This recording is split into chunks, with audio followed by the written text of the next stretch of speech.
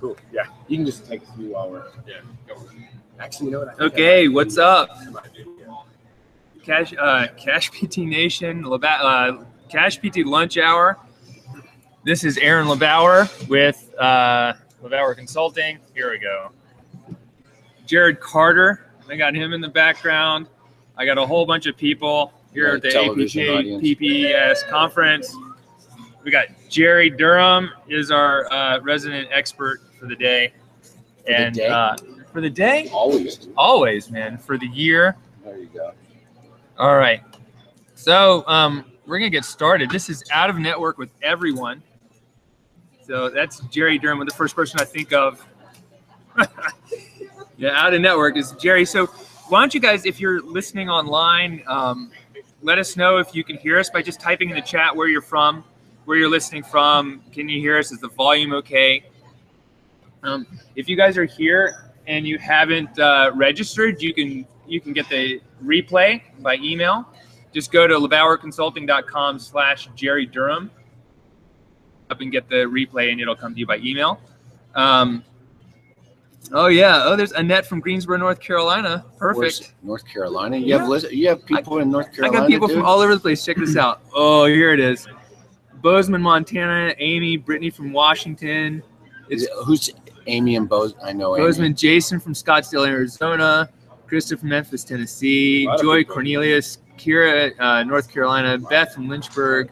Willie, awesome. Jack Daniels from Jack Daniels, and Kelly from the North Pole. Lynchburg, Tennessee. You got someone from the North Pole calling in? What? Yeah, always. Kelly's one of my big listeners. Oh, that's awesome, dude. Yeah, man. And all right, great. So my guest today is Jerry Durham. This is the CashPT Lunch Hour from Live PPS. Live from Vegas. And so, Jerry, first off, I'll tell you, I've already introduced you, but I'm going to introduce yourself. But Jerry owns a practice in San Francisco, California with Sturdy McKee, San Francisco Sport and Spine. Jerry's huge on Twitter. He's brand new to Facebook. Brand new, dude. Brand new. He doesn't even know how Facebook works. Oh, no way. No. He doesn't what know. are all those people doing there? Dude? Yeah, he doesn't know what the like button is. No, dude, that thing is so new to me. Yeah, so Jerry, tell us real quick, how'd you get into physical therapy private practice? What was that journey from early on to now in 5 minutes? This is my favorite story. I'll keep it shorter than 5. This is my favorite story, and you got to hear the beginning. Everybody will appreciate this. So I got out of school, worked jobs, come home and bitch about my job, month after month. And after about a year and a half, I'd quit. Tell my wife, hey, my manager sucks, my job. This was the PT world, right? Yeah. So my manager sucks. I'm quitting. I could do this different or better. And so I'd get another job, and about a year and a half in, guess what? My manager sucks. I need a new job. My wife was very patient. Said, if that's what you need to do, I said, yeah, I found something else. Did that 3 or 4 times. Finally, I came back to my wife about 4 or 5 years out and said, my manager sucks. I'm quitting. And she goes, very patient woman. She's been married to me for 24 years. So. Wow. Congratulations. And she said to me, she goes, Jerry, there's only one constant in all those jobs you've had. And I'm like, well, what was that? She goes, you. And it was my brain works a little slow. So it was I had to process that for about a year. But right away, she said, you have to start your own business. And I said, there's no fucking way I'm starting my own business.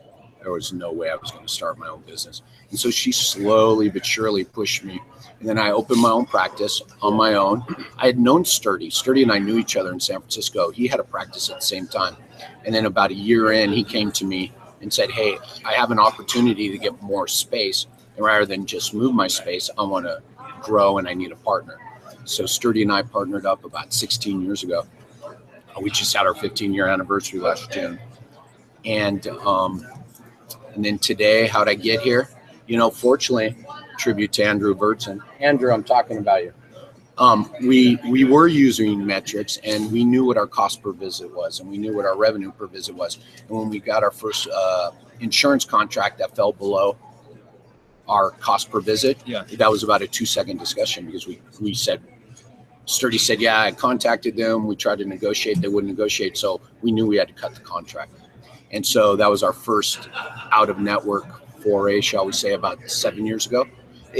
So going out of network started, so to bring us up to now and what we're talking about now. The out of network didn't, we didn't go out of network, on like June 1st. Like cold turkey. Yeah. No. And we did it, it was driven by business and business decisions and business metrics.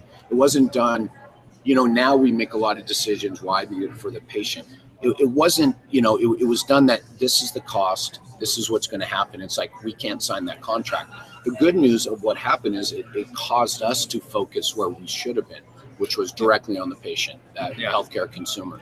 And so we said, we're not going to sign this. So we both kind of looked at each other and said, we have to change the discussion, because now we have to convince someone calling in on the phone that they need to pay us $150 when they could literally walk around the corner for $20. Yeah. So that's when we really started to focus on that customer as the driver and what I call the end user. Yeah. And then, so slowly but surely, right? Then over the next few years, all the contracts started showing up, because all the other idiots are signing it when they don't know their business metrics. So is this like, were you guys negotiating with them? You were saying, hey, we can do X, we can do X. And they were just like, and early on, we did have some success on that. And we were getting more like for United Healthcare, but then everybody just stopped negotiating with individuals. So finally we went out and networked with everybody about 4 years ago? Yeah. Everybody but Medicare. We're not going to talk about Medicare today because that's its own beast. But yes, you do. And so we went out of network about 4 years ago finally. But the good news was, because of going out little by little, pulling the Band-Aid off slowly, we were able to build up that patient experience, that customer life cycle I always talk about, and really put that customer, of which you guys talk about all the time. And, and this is my thing about why, and I'm going to throw this out there, I don't like the word I don't like saying I have an out-of-network clinic. I don't like saying you guys have cash business. I don't like saying they're in-network, because we all focus on the patient. Right. And that's why you, me, everybody is successful. Yeah. So who's your customer? Tell me, who's your customer? Yeah, our customer, it's interesting. So we have 3 offices in San Francisco, and each neighborhood is a distinct different customer. Wow. So, and if you came in, the patient, right? Yeah, I'm sorry. Yeah. So but don't tell me about them. But I wanted to make that point. Yeah. That a lot of people are focusing. Oh, thank you. Yes. On their customers, either the insurance or the physicians. We're so focused, and I said that yesterday. And to quote, I think I said, it's not the fucking insurance. Yeah. Because we've lost focus on who the customer is, and it's that patient, right? Yeah. It's I call it the end user. Who is that touch point? Who is the person, right? I'm sitting across from you, and I'm worried about, the principle. Everybody needs to go on Wikipedia and look up the term principal agent, and it talks about what occurs psychologically when you and I have a business relationship and the money flows in from somewhere else. Yeah. And you're not handing over the money. So this principal agent thing is really important of that mindset, and it happens on the PT side, right? You sign an HMO contract, capitated care. It dictates the type of care you're going to deliver. And then your end user is not. And you're like, this person's only worth $30 for this visit, so I'm not going to put that much effort into it. Well, right. And the same diagnosis someone else is paying out of pocket, and you're treating them different. Yeah. Yeah. No. So tell us, who do you like? All right, let's go back and say, now you're out of network.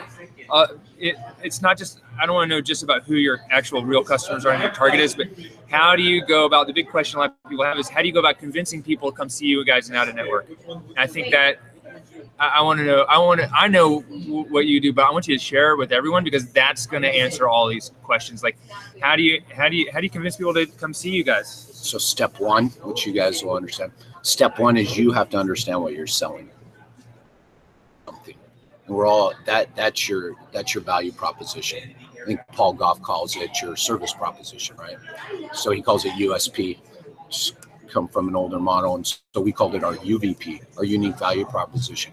And our unique value proposition was we were going to create happy patients. Yeah. So everything we do is focused around creating a happy patient. And if you think about it, you ever see someone going to an in-network provider?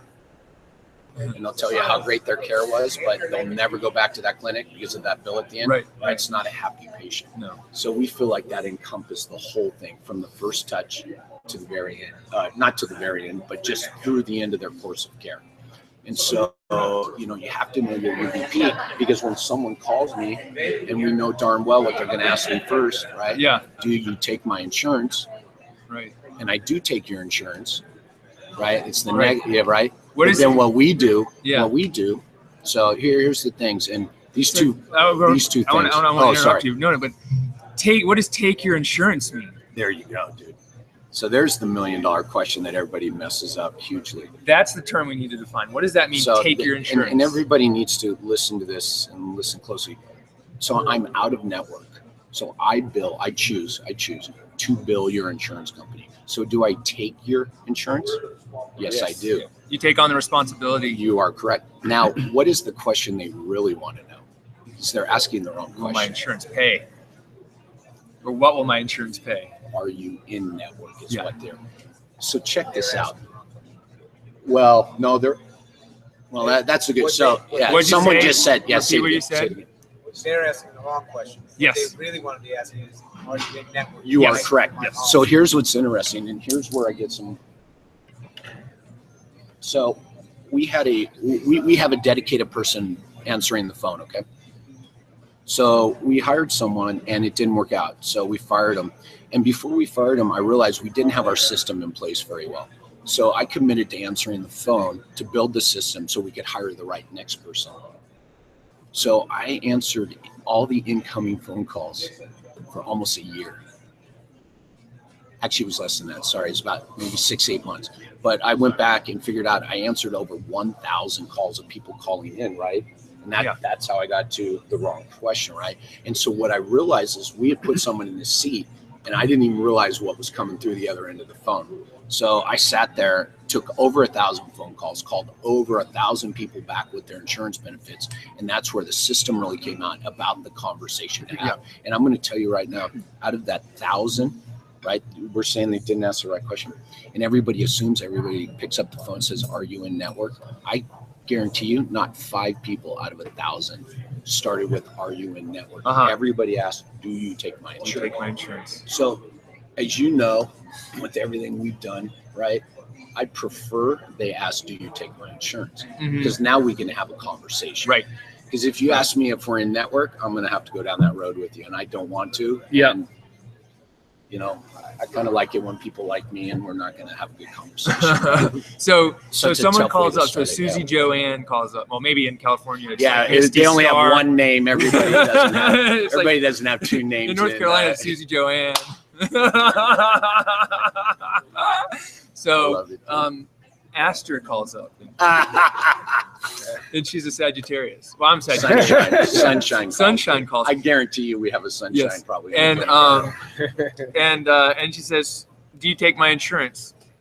Tell us about that conversation. Okay, so every conversation has to follow 2 rules: acknowledgement, and then permission based, right? Permission based.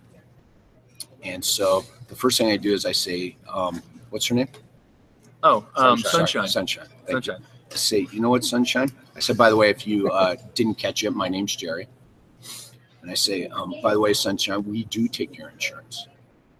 Now, I have a question. Can we talk about that at the end of the call? Because I have some other questions I'd like to ask you first, but I'll definitely get you all that information at the end of the call." 99% of the time, what do they say? Yeah, okay. Sure, Yes. right? Sure. So now we can have a conversation, right? And Paul does this great. Paul talks about the guy sitting in the bar, right? Walks up to a girl. "Hey, you come here often?" It's like, Right. that it means nothing to nobody, right? So you got to steer that conversation down the path. And don't forget, most people calling don't even know what physical therapy is. I mean, we can get into that. It's some other point. But yet they don't even understand their insurance. So we got a consumer who doesn't understand how the insurance works, which they're planning on using for payment, and then they don't understand the product they're going to buy. So we immediately go down that path to start to build trust, start to build the relationship and build trust, and start to sell our UVP, unique value proposition. Yeah. What's the next? Did you want to hear it? Yeah, I want to hear Yeah. it. So the next question is, so Sunshine, blah, blah, blah. My name's Jerry, in case you didn't get it. So what's going on? What have you done? Yeah. Oh, My team was so resistant to this. They just wanted to ask for date of birth and everything. And it's awesome. They were resistant because they felt like they were, and they told me this. I've got a great relationship with my office coordinators. I spend most of my time with them, all on the front end. I don't even know my PT's names, I think. And so they were resistant because they felt like we were asking too much personal stuff. And I said, that's what we want. And so there was some resistance, and I got their buy-in to start doing it. Every one of my OCs loves the approach now because they're feeling, even my office coordinators, OCs, they're feeling that personal connection come through the phone, and it's making them feel good. And I didn't realize it was going to make my staff even feel more valuable. They feel more valued in their job since we start asking, so what have you done? And that leads into what can't you do? Right. So now I'm going to find out exactly, right? You're not calling me, think about it. And this is the other important thing. You're not calling me. I made this point yesterday. You're not calling me for low back pain. Right. You're calling me because when you sit for 20 minutes in your car, you get pain in your back and your commute to work is 45 minutes. That's why you're calling me. That's what we have to get to on the first phone call. We're going to start making that connection. And by the way, let's spin it all the way back to the beginning. This is why out of network, in network, cash pay doesn't matter, because we're going to build a relationship and I'm going to take care of you. And yes, we're going to have to deal with finance, but you're going to want to see me regardless of in network, out of network, right? Yeah. So we go down that path, right? What have you done? And then there's one more question. Sorry, I've totally lost it, but it follows that path. How's it limiting you? Yeah, thank you. How's it limiting you? You know, so you get their goals, and then you find out what's limiting. So then that goes, and then that makes it down the path to the physical therapist. So when they show up, the physical therapist already knows. So yeah, that first phone call is where the trust, I would say, is established.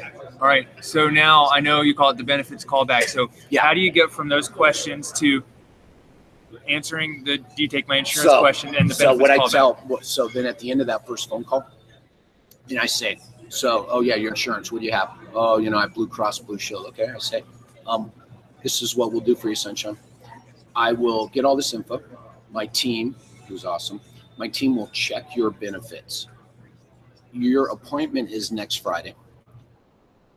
I will get you your cost and your insurance benefits at least 48 hours before that Friday appointment.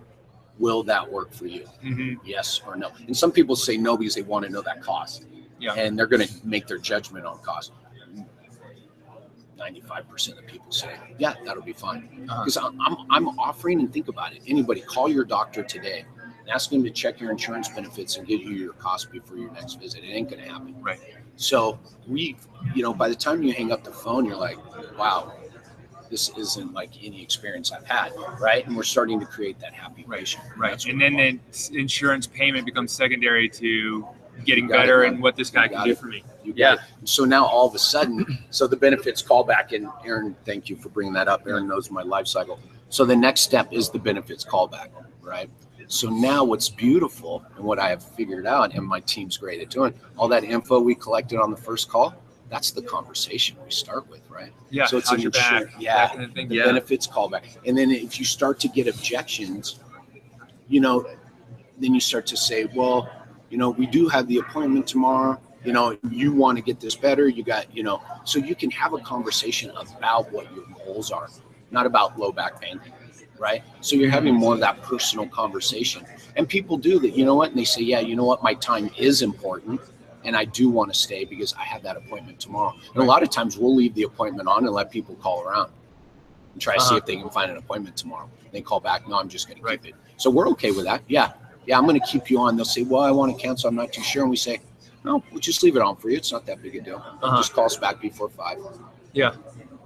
Awesome. And a lot of times they'll stay. Yeah. So how do we, again, right, the conversations on Facebook, everywhere else, everybody wants to talk about a model, in network, out of network. And it's like, let's talk about the person in the center, that healthcare consumer, which is probably my favorite term for the patient. That's cool. That's so good. All right. So I want to lateral. Oh, I'm done. Yeah. I want to lateral to, I want to talk about your definition of what's out of network, what's in network, and what's cash based? I know you say that No, everyone that's is cash fine. based. Yeah, tell me what are your differences. So an in-network, that means you signed a contract. You put your name on the dotted line with Blue Cross Blue Shield, so you are bound by that contract. And by the way, I've read all our contracts in the past because I've battled with just about all of them. Yep. So you've agreed to a lot of things that you don't understand you've agreed to. So that's in-network. Yep. / contracted. Out of network, non-contracted is no, you don't take the contract. You don't sign it. Now, the way the system is set up, you don't have to sign the contract for them to be able to use their insurance card with you. Right. Right. So you are under no obligation. Now, remember this: you sign in network, you can't collect the term balance billing. Right. So if you use the term balance billing, balance, I've seen that pop up. Yeah. And it's an important term. If you're in network, you can't balance bill. So if Can I you want to explain what collect that means? $150 a visit, and your insurance in network pays me $75, I can't bill you the other 75. I can't collect anything. You can only collect what your contract says you can collect. If you're on network, You can collect. $500 a visit, right? Oh, my insurance covers $50. Hey, you owe us, So, and that's the way we do it, by the way, out of network. We figure out what we want per visit, and then you get balance billed, for lack of a better term, the difference. Yep. Everybody's benefits. And this is key. And this is key to the conversation that brought this to fruition is if you're not checking benefits, then it's very hard to have a conversation about super bills and billed and paid and collected and co-insurance and co-pays if you've never checked insurance benefits. Now, the key is you need to figure out what kind of practice you want to establish. So based around your customer, right, your healthcare consumer, because I've been having this discussion a lot about, okay, these people come to me, I want to be out of network. And I say, okay, you're going to bill insurance, you're going to give them a super bill. And they're like, what's the difference? Well, there's a huge freaking difference, as you know. So what is it? Let's tell me. So like, where's like, well, I would agree. I would say that cash based is what you do, but you give the super bill. You don't take on you're right. The responsibility of filing the claim and correct. checking claims. So right? and when you do that, correct, you say, fuck the insurance company, you get to deal with them. Yeah, because you also give up. You also give up if you're going to pass over a super bill. Yeah. You also give up if an insurance. So if you pay me $150 and I give you a super bill for $150, I'm affecting the way that you're going to get reimbursed by the insurance company. Yeah. And I have to be okay with that. How so? Will they get less by sending it in themselves? Yes. How come? Because they're always going to. This is what came up in this. Billed and paid are two different things, right? So what's billed, what's paid? Yeah. So billed is the amount that gets sent to the insurance company, and we all know the game, and we all have to play the game. And it's like the 900 gorilla, because there's like that 80 thing, right? What everybody thinks is, well, I give a super bill for $200, they're going to get reimbursed $200, and that's the correct use of reimbursement, right? Because they paid me $200. I give you a super bill for $200, you're going to get reimbursed $200. And that's really going to get, they're going to get minus their copay or co-insurance. What's ever reasonable and customary for that insurance carrier, right? So that's the key point there. If I hand you a super bill for $150, it doesn't mean you're getting $150. No. And more than likely, you're probably going to get less. Or because you never met your out-of-network deductible. Whatever it is. Well, right. And if you got a deductible like we talked about yesterday, you're going to get reimbursed nothing. Mm-hmm. And so then again, we're back to that. What responsibility? And it's up to I don't judge this. I judge a lot of things, but not this. What responsibility do I want to take above and beyond collecting money from them? Right. Well, that's the service you're providing to your patients. Exactly. And so that's what we decided. That's what we decided a while back when we went out of network is no, we're going to continue to offer this service. And the service we offer is we will bill your insurance. And what's nice is my team's gotten so good at checking benefits. We know how much we want per visit. So not everybody's walking in paying $150 out of pocket. Some people are paying. By the way, when you check benefits, you'd be surprised sometimes. Plans are exactly the same. So I call you back on the benefits callback. I tell you you're out of network, but then I tell you, by the way, regardless in or out of network, you have a $50 copay. So there's no reason for you not to come in and see me. Yeah. So can I just ask? Yeah. So in that, let's take that as an example. Someone has a $50 copay, whether they're in network or out of network. That's what their benefits are. That's what, when you called and verified, that's what they told you. Correct. So you call them back and you say, look, whether you go to someone who's in network or out of network, you're still going to have to pay $50. Now, in the case that they come to see you, does that mean that you guys are collecting $150 from them and then sending in the bill on their behalf, and then they get $100 back? Guess Or what the answer what's is? the process? Guess what the answer is? Depends. Because, okay, so I'll give you an example. And this is how deep we have to go. And this is why my billing team is so good. And again, why I trust them to a fault is Blue Shield insists on reimbursing the patient directly. And this is where we found a lot of this stuff out. So we send a bill. Oh, and we collect $150 per visit. You collect $150 no matter you're what. going to get reimbursed from Blue Shield. Okay. Just for Blue Shield. You're going to pay me $150. We get the EOBs that you get. We bill $250 for an eval, $275, whatever, and the follow-ups are like a little over $200, right? So we can get whatever we get, right? And we know all the math. Okay. Well, some plans, hold on, let me finish. Some plans will reimburse you more than $150. So we see the EOB. So our financial policy actually says, no, you owe us $150 plus whatever the above and beyond your reimbursement. See, this is the conversation, and this is where things start to get muddy. Yeah, it's complicated. So I'm going to back up and when I talked to you about this, we on the phone 2 months ago, we went over this a couple times.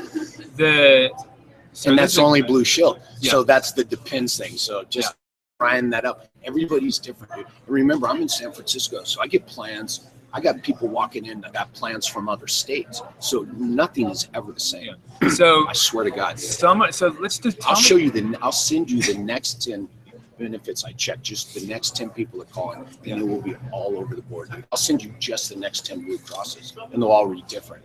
So Jerry, tell us, define what is balance billing, and then let's go over. I want to go over this process one more time just to make sure it's also. So balance billing, which I can do. Yeah. Can't do when you're in network. When you sign that contract, you cannot bill above whatever the amount is, 75. Rate. Yeah, the contract rate. By the way, what's interesting too, if you think about this, so I'm in network. I get $75 a visit, right? Just argument's sake. Your copay is $50. How much is the insurance company paying me? $25. Nothing. Yeah. It's just it's so bad. So balance billing is So I want $150 a visit. Your insurance is going to pay $75, so you owe us the other $75. We tell them, yeah, and But so you- everything's totally But transparent. will up you front. still collect the $150 up front from the patient, and then No, because then they get and that's the reimbursed? other thing I do. So I'm agreeing to take $75 from you and then dealing with the insurance and then company deal with for the other insurance? 75. So they will, unless it's Blue Shield, most of them will pay you directly. Because then you get a check in the mail from Blue Shield Yeah. Okay. with an EOB that I get, so I can see. And we've had people. We don't have a lot of cases with billing issues at the end, but we've got a couple cases where people were paid, they cashed the checks, and they don't think they owe us anything. Yeah. So So they actually, think about this for a second. They actually made money coming to physical in. therapy. Wow. So that's, and we wonder what's wrong with healthcare in America, right? And they're making money. And so that can be an issue with the super bill. And so I think that original one was, if you pay me $150 and I know your insurance benefits, I'll give you a super bill, build, not paid, build $200, so that you will then get the $150 back from, or as close to or $150 amount, as possible. whatever amount is in the contract. But if I say I build $150, potentially they're going to discount from there. So just so I'm clear and it makes sense, depending on the Makes sense to contract, me. depending on the payer, sometimes you might collect the full $150 from the Remember, patient. it's not on contract because I'm not contracted. Right, okay, What's but- your terms? Okay. Seriously, I'm But some- serious because I some- don't want to yeah. mess those up. Sometimes you collect the full $150 from a patient. Yep. And sometimes you might collect, if you know that 25. Yeah, 25 bucks. If Because you I know I'll get you'll the get the 125 from the. So that's the commitment I'm making is I'll collect the balance from these guys, and then some plans have no out of network benefits, right? So you have an EPO. Then it'll plan. be a full 150. They become a full paying cash kid. pay patient. Okay. Now, what happens when the insurance reimburses 175? so we is in the financial policy says it, like, you get billed the extra $25.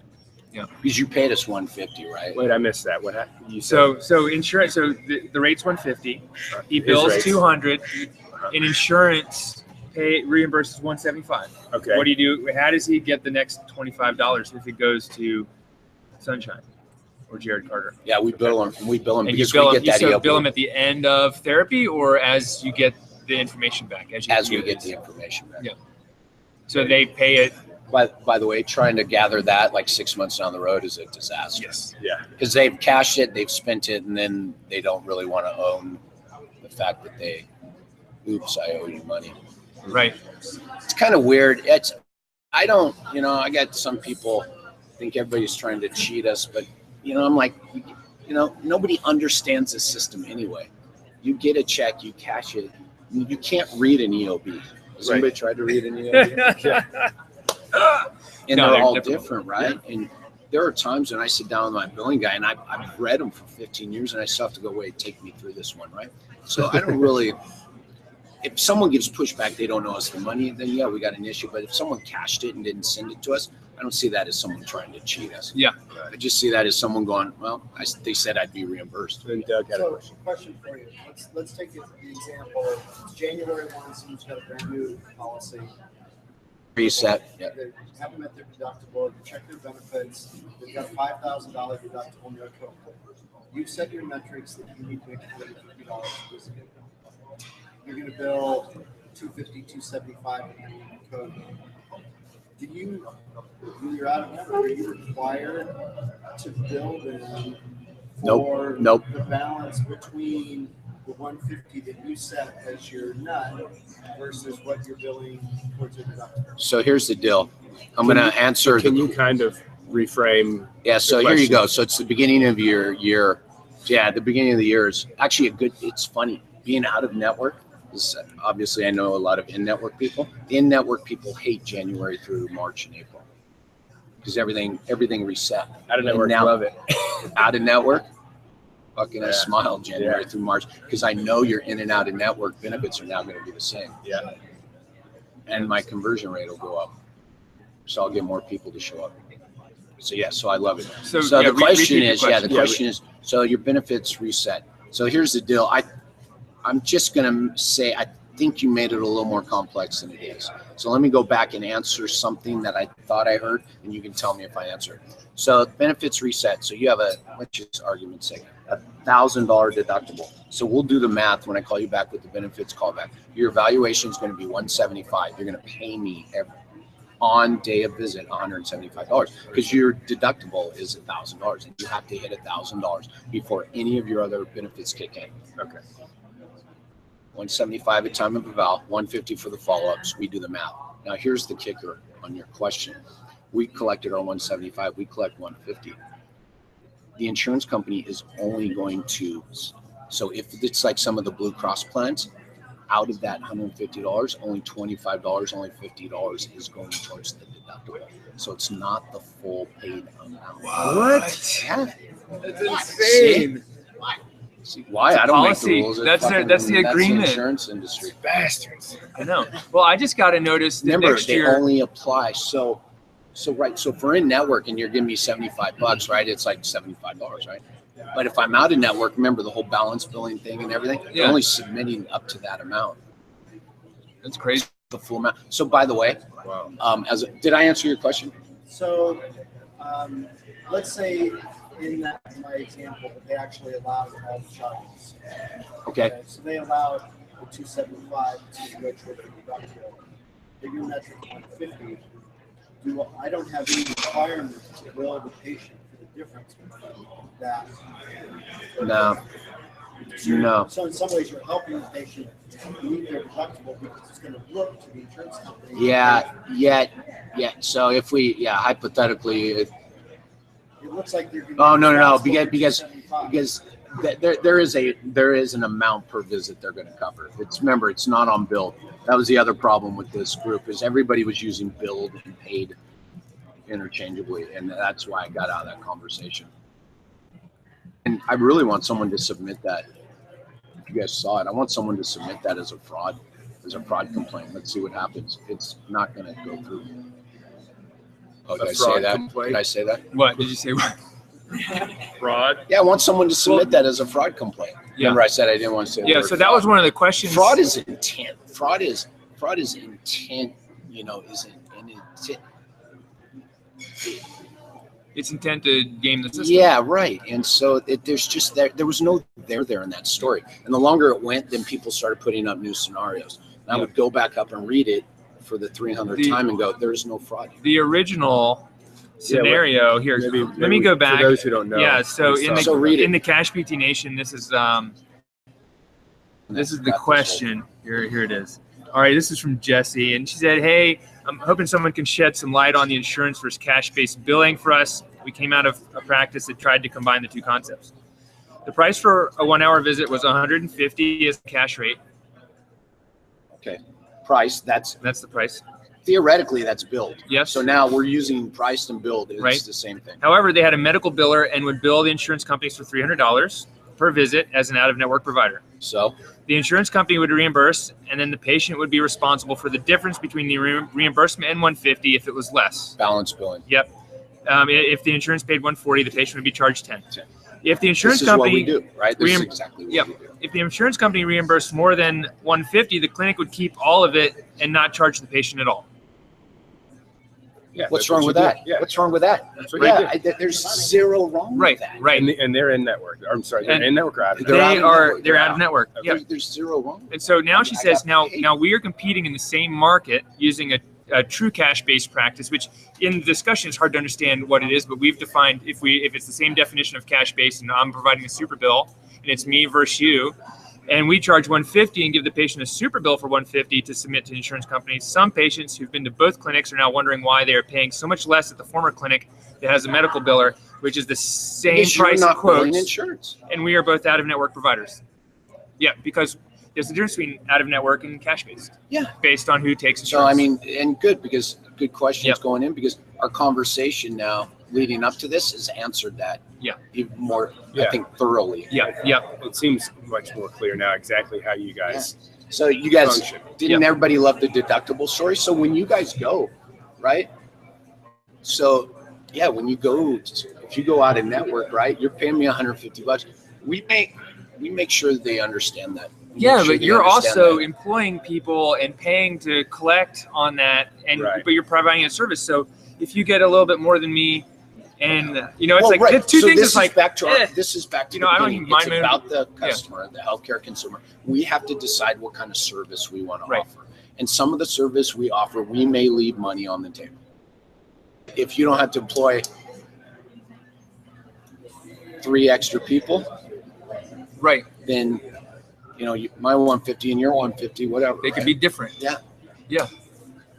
Yeah. What do you think your percentage, if you know this, what is your payroll? What is your percentage of your payroll going towards Dude, I got 3 billing I got 3 employees? full-time people, fully salaried, fully benefited. So I don't know, 3 out of how many employees? 20. Okay. So it's a good hit, dude. Yeah. It's a good hit. Yeah. Yeah, and so don't think I don't look. I look around sometimes and go, man. Yet what we would give up at this point, it's not worth it. In terms of not billing on behalf of the patient. Correct. So you feel like No. you're- So no, no. guess why we do this? No joke. Why? to make happy patients. It's Right. for it. No joke, dude. Yeah.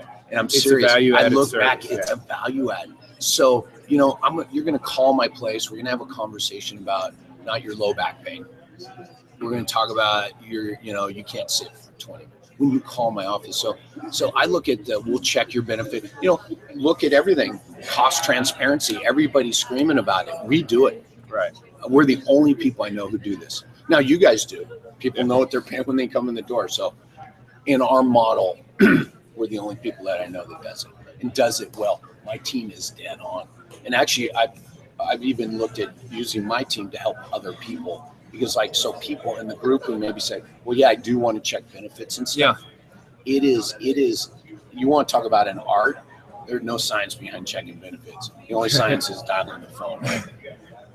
Wow. You could sit in the room and listen to Juanita check benefits for 4 different. She knows so to get the same exact information that we put on the paper to give you the callback, she'll have to ask it 4 different ways, dude. and how did we find out? Because we weren't getting the proper information. And finally one day it's like, oh, I have to use this word with these guys to get this word, this word, this word. No joke. Yeah. So it's just like calling Medicare. It's a game. At least, dude. At least, dude. So did you guys see my tweet when I left the post office the other day? No. So I go line up at the post office. You tweet far too much for me to keep up with. Actually, I should have just made that retort. So I'm standing in line at the post office. It's about 11:30. There's about 12 people in line. I'm like, it was like that scene in A Christmas Story. Oh. And so there are 3 windows open. I get in there. I'm not in line 30 seconds. One of the people stands up, looks at her coworkers and says, I'm going to lunch. And so she yells it. So everybody in line can hear it. And you can see everybody in the last half of the line just go. Yeah.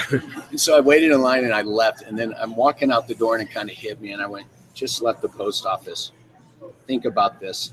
The management of the post office is in charge of healthcare for all of America. The government.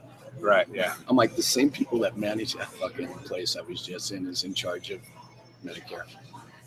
Yeah, I was like, oh, just baffling. Yeah. I digress. I got a question. Well, there's a question in the chat, and people are starting to answer. I just wanted to ask you this. So this is from Jesse.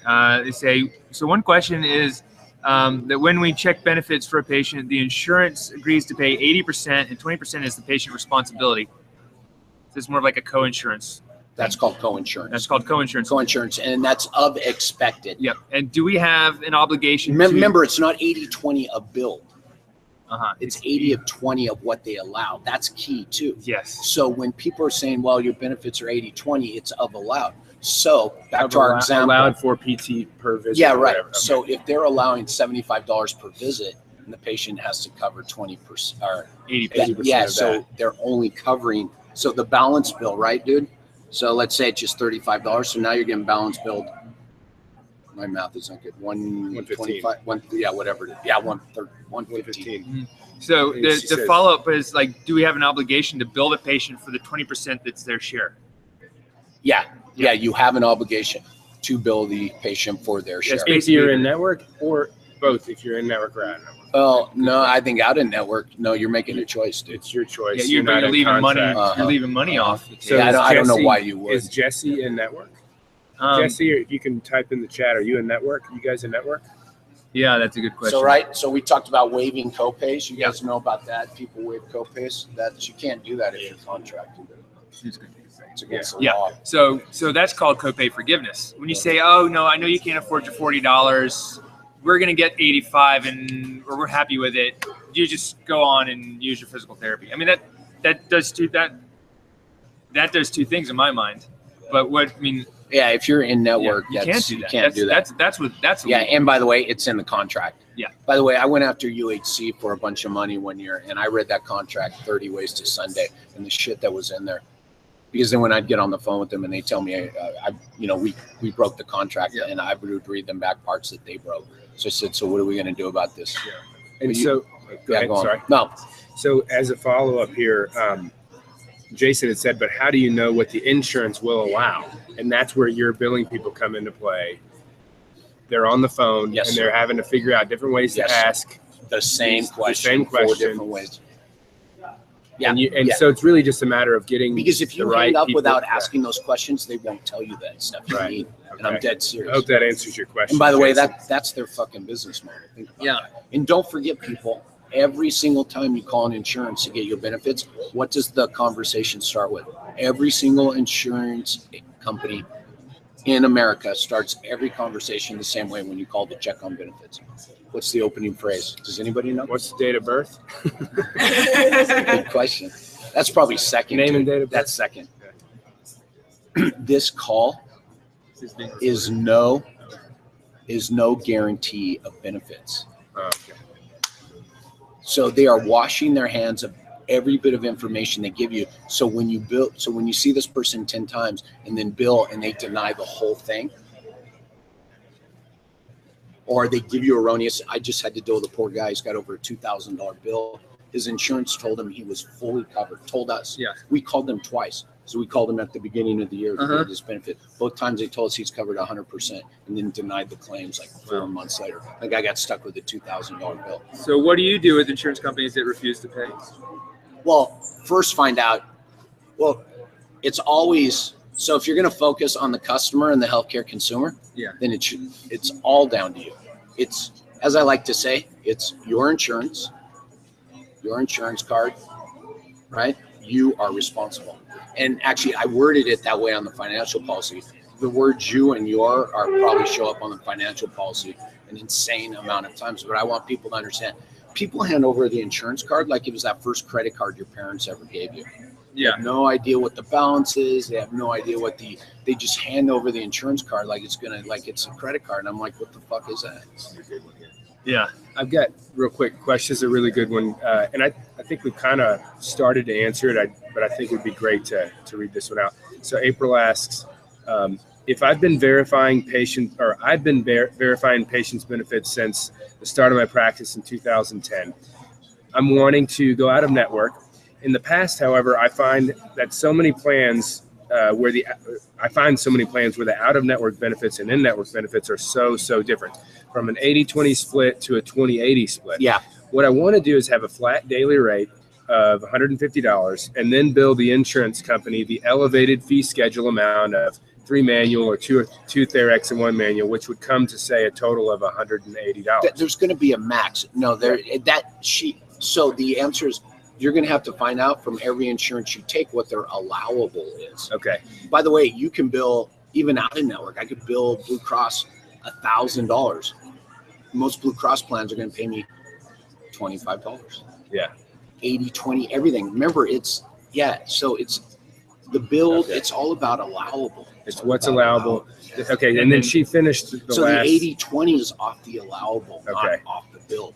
And she said so they sent in a bill for 180. She wants her daily rate to be 150. Then their out-of-pocket expense would be the applied out-of-network benefits to the 180, not 150 that I billed them. Yeah, that's correct. So we're back to the balance billing, and I believe what she just described is what we do. Okay, yeah, that's what I thought. Right, that's what it sounds like to me. Is that what it sounds like to you? Yeah. It sounds like so. I'll just balance bill for whatever they pay me. Right.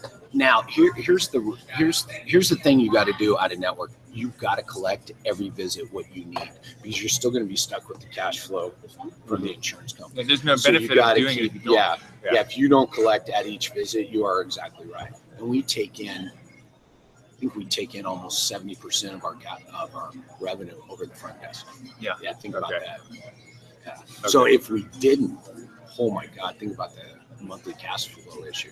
Yeah. I'm assuming there are a lot of practices that have like a problem of not collecting everything at the time of visit. I'm assuming there's a ton of practices that don't collect at the time of visit and have the hardest time collecting 6 months after as patient care's over. Guess who used to do that? Us. Yeah, what a disaster.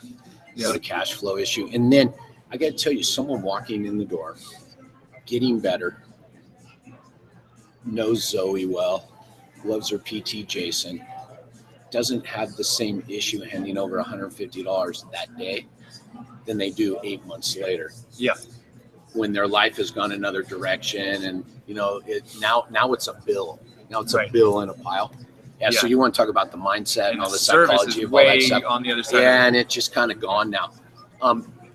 Matt Watkinson, I did a podcast with him. He wrote a awesome customer experience book. We had him on my podcast. Talks about the something end rule, peak end rule. that Yeah. basically they've done this study, psychology study. Basically, your whole experience you're going to remember based on the last thing that occurs.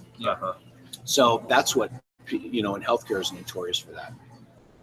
Use my PT was great, period, and then 3 paragraphs of the billing before we put the customer life cycle in place, before my team, before we knew what we needed to share with the people.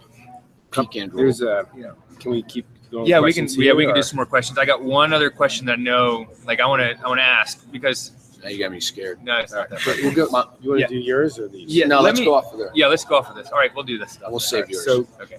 one, Dimitri asked, can we get a script for the perfect benefits call to find out Yeah, what you is can. allowable? Oh yeah, dude. Yeah. Do you have that yet? Are you creating Yeah. that? PayPal account, Demetrius? Where you gonna put the money, bro? No, I'll. But you're working on that, aren't you? Yeah, Aren't see, you that was creating part of my something? thing. I think I started saying that went away.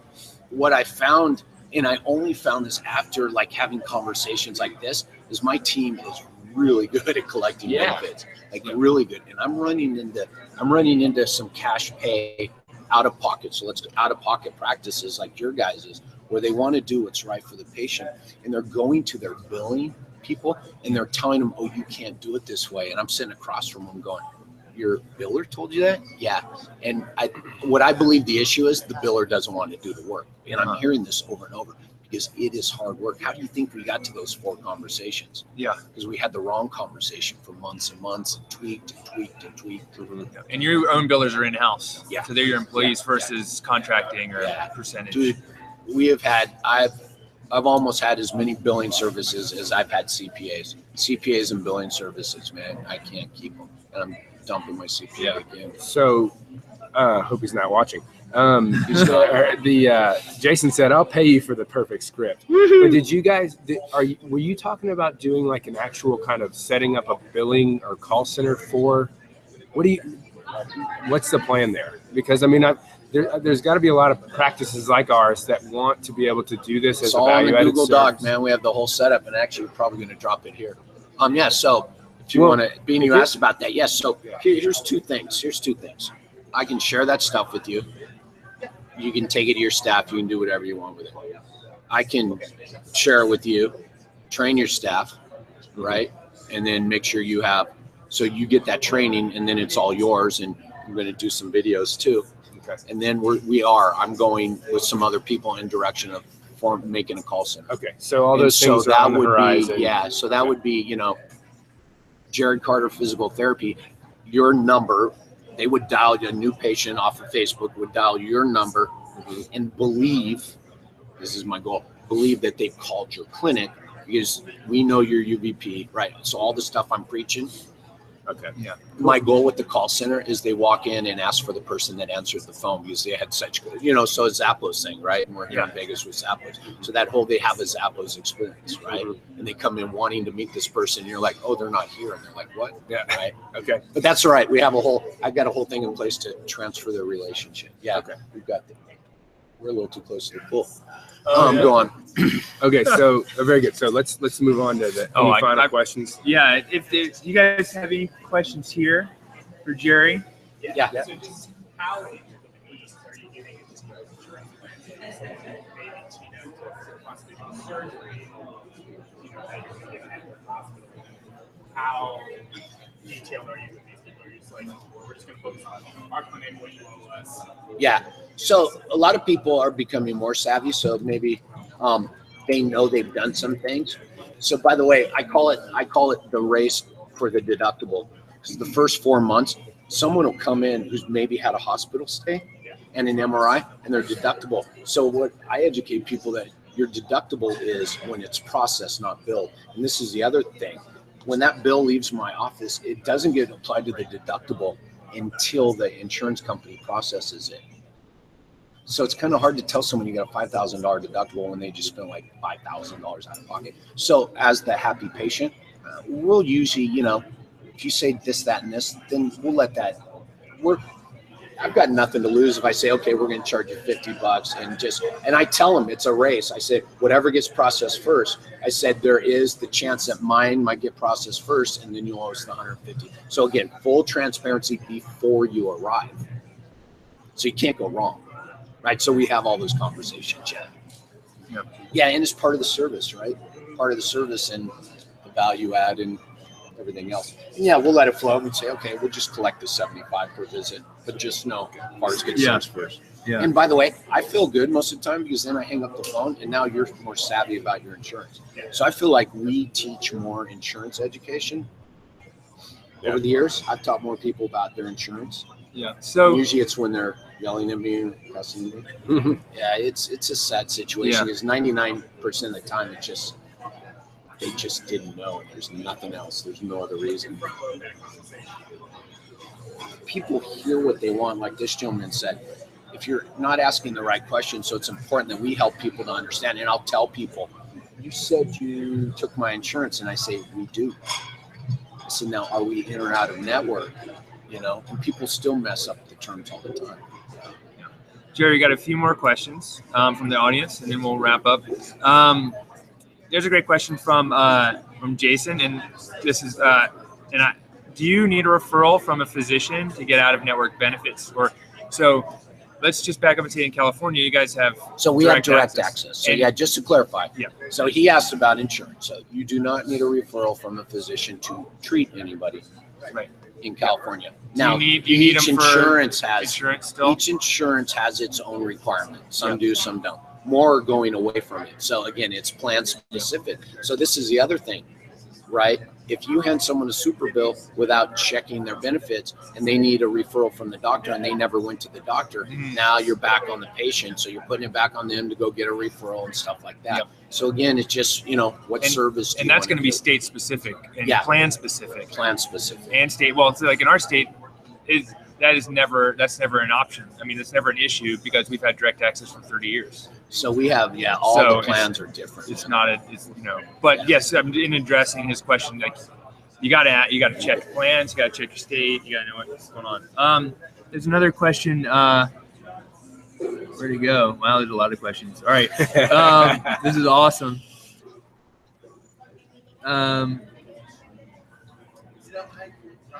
Okay. Here's one. Here's another good one, and I think I know the answer too. But this is from Damon. It says all my clients have an out-of-network deductibles of $5,000 or more. Am I correct in assuming that neither I nor my client would be reimbursed until the out-of-network deductible is met? Correct. The answer is correct. So so that's why it's important. And in that situation, like say with you guys, you're pretty much taking the 150. You're sending in the bill, and then whatever piddly amount gets applied to the deductible. That's how much it goes down. But they get nothing, and you get nothing from that insurance until that deductible is met. Okay. Correct. And the patient's just paying you basically a cash rate. Dude, it is. Yeah, and that is straight 10 out of visits, pocket. 20 visits, it's still straight up cash. And I know enough. I'd call people back, and just say, you're not going to hit this deductible. And I always tell people, you're not going to hit, and I use it as a value add conversation. I say, you're never going to have enough visits to hit the deductible. And if you do, then you got other issues because we're over treating it. So I'm putting it in his head that we're going to take care of him, right? Yeah. Yeah. So I use it as a value add. See one on here you like? Yeah. I mean, I can. Joy asked, and this is a pretty simple one to answer. Is an out-of-network provider a covered entity? Would this be different from a true cash-based provider? And I can just say, like, you guys are still sending in claims. So remember, I you think definitely are a covered entity. Yeah. So we're still sending in claims, but like I said, now this is where this point really comes in. We collect 70% over the front desk. So 70% of my revenue is cash over the front desk. So that's why I get caught up in the terms, right? Yeah. I'm just as much a CashPT as anybody else with 70%. If insurance stopped paying tomorrow, you would have this huge, huge issue. And that's why we don't have a huge issue if we have to chase down some money. Right? But you are a covered entity because you are doing covered transactions. Okay. Right. Gosh, let's see what else. All right. We can.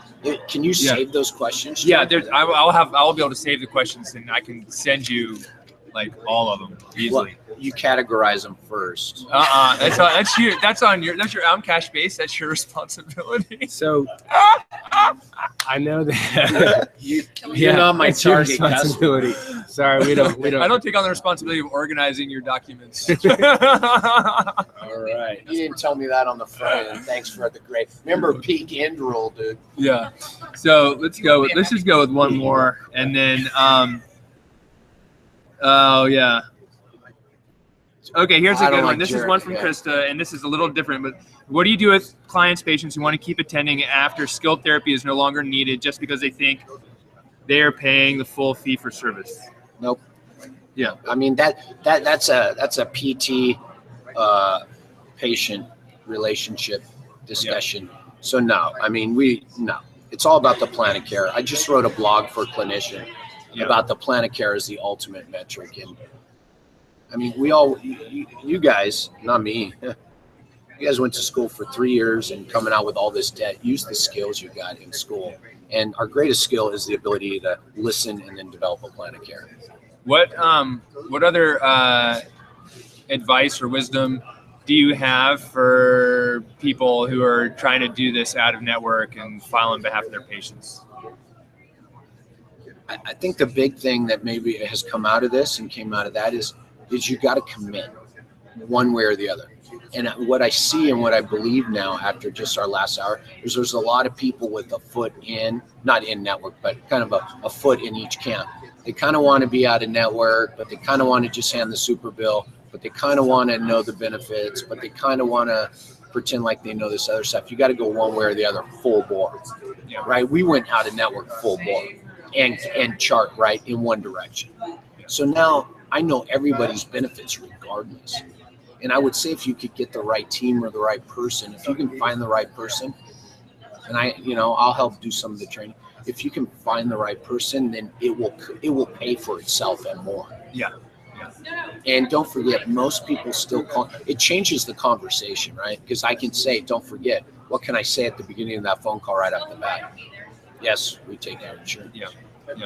That's awesome. So it sure makes that phone call, it sure makes that entry point a little less, because I listen to you guys. Julie Doctor in Arizona, man, when I first got involved with her, she was awesome the way she answers the phone. I wouldn't have the courage to answer the phone like that. Yeah. I love it. And she gets it out of the way. And I think she does it right. Yeah. And it'd be tough for me to answer the phone like that. Any last things from you, Jared? No, I mean, I think this has been good. It can't nice be one foot in, 1 foot out. And I don't mean in and out of network. The one last thing is go full bore in whatever direction. Collect the money and the super bill, and then you have to just say there has to be that barrier. If they get more money, no money, whatever, that can't. You sell your value. Say, I will give you a bill. Yeah, that's awesome. So, if someone wants to get in touch with you after the show today, where do they find you online? What's the best way to get in touch? So, I